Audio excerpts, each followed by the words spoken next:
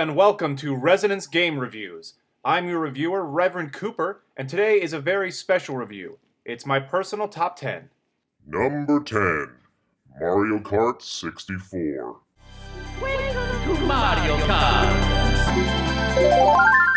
Yes, Mario Kart has it all. Beloved characters of our youth, furious and deliciously violent and action-packed racing, and of course, Mario. Now, unlike some of you, I did not have a Super Nintendo. So, of course, I was introduced to Mario Kart on the Nintendo 64, another outstanding system, and not the last we'll hear from it on this review. But this game, Mario Kart, will continue to live on with its amazing legacy through what I can only imagine will be more and more generations of successful Mario Kart games. Number 9, Nintendo 64's 007 GoldenEye. This game is not good. This game is amazing. When I first rented this game from Blockbuster years and years ago, I had no idea what I had rented until the music rang up with that iconic Bond theme. And I was blasting away with the KF-7 at all the Russian fodder I could pile bullets into.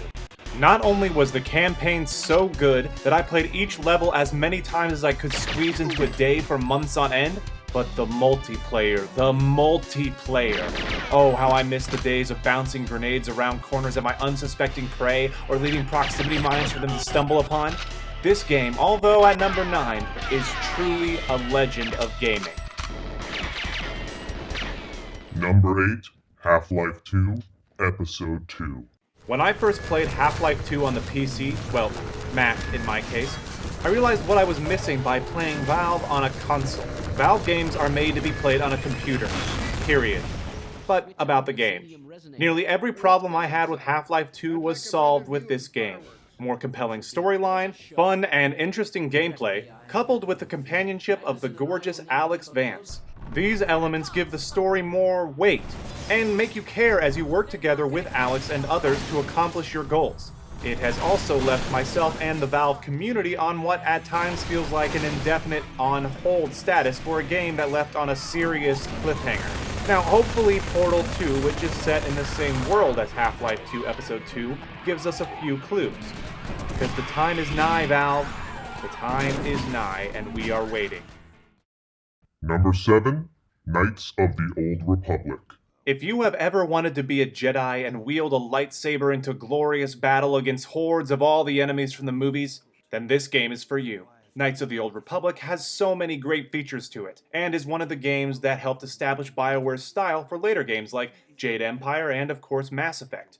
The game starts you in the middle of a war with the Sith, and you awake, of course, with no memory or knowledge of who you are. But as the game progresses, naturally the story does as well. There is also one of the greatest plot twists ever in a video game. I really want to ruin it for you, but I won't. Play it. This game still holds up, not graphically, but with the gameplay and the story, it's so much fun that you won't even mind, making Knights of the Old Republic easily one of the greatest games ever made. Number 6, Portal.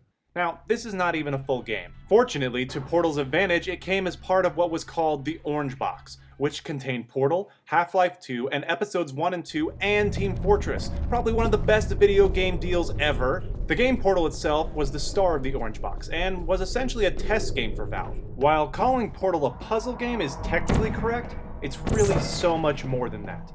With a blend of sadistic humor from GLaDOS and a world of mind-bending physics, Portal is just one of the coolest and most inventive games I have ever played. The concept itself is simple yet so brilliant. You can shoot portals, 2 to be exact, an entrance and an exit, and when you use the physics of the world you can accomplish some really awesome and complicated moves. You'll love this game if you haven't played it, and if you have, play it again. Number 5, Resident Evil 4. Leon, the protagonist of RE4, is possibly the most badass video game hero of them all. He may look like a cheesy Japanese anime character, but when it comes to killing zombies and huge, terrifying monsters, there is no one better at it. When Resident Evil 4 came out, it totally changed the way Resident Evil games are played and experienced. Leon is after the abducted daughter of the president.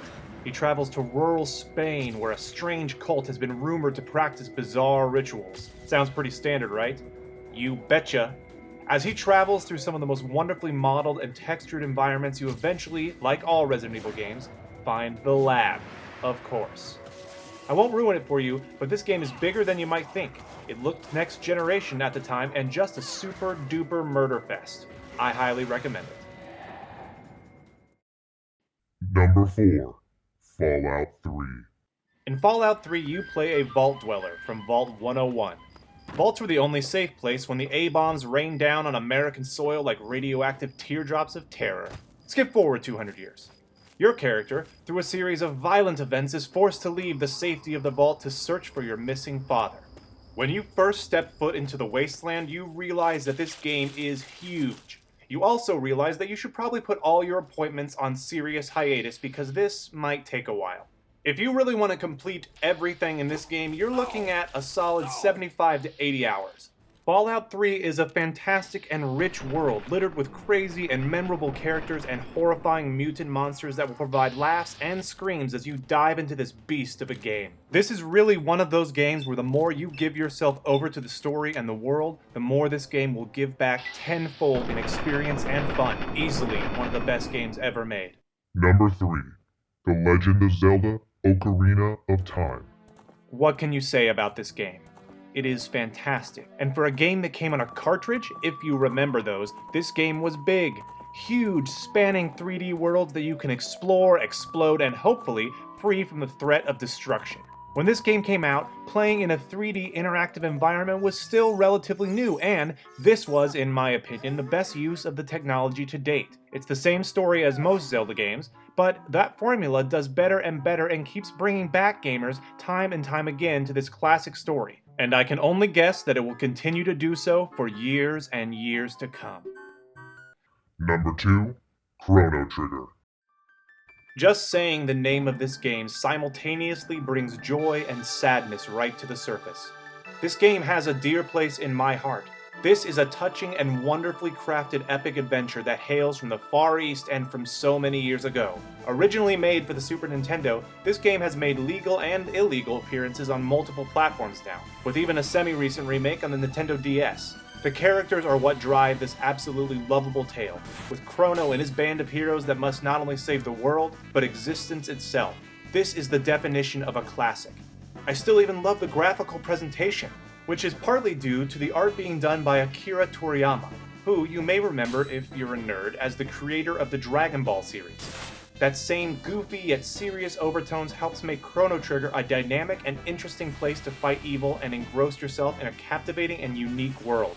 This game is a must-play. Do whatever you have to do to play this game. This is not a suggestion. Number 1. Halo: Combat Evolved. Of course this is my favorite game, and I'm sure I'm not alone. Honestly, if you don't know anything about Halo or somehow have never heard of it, then you must have been in a cave on Mars, and it probably even sold a few million copies there. This game is what is up with first-person shooters on the console. There are so many things I could say about this game, and if you want to know my full opinion on it, go to Blogspot, Reverend Cooper's Headshot Reviews for my full review of this game. It goes into great detail of why I think this is the greatest game ever made. Well, that's it for my top 10 list. Check us out next time at Resonance Games for more game reviews. This is Reverend Cooper, hoping you've enjoyed the sermon. See you next time.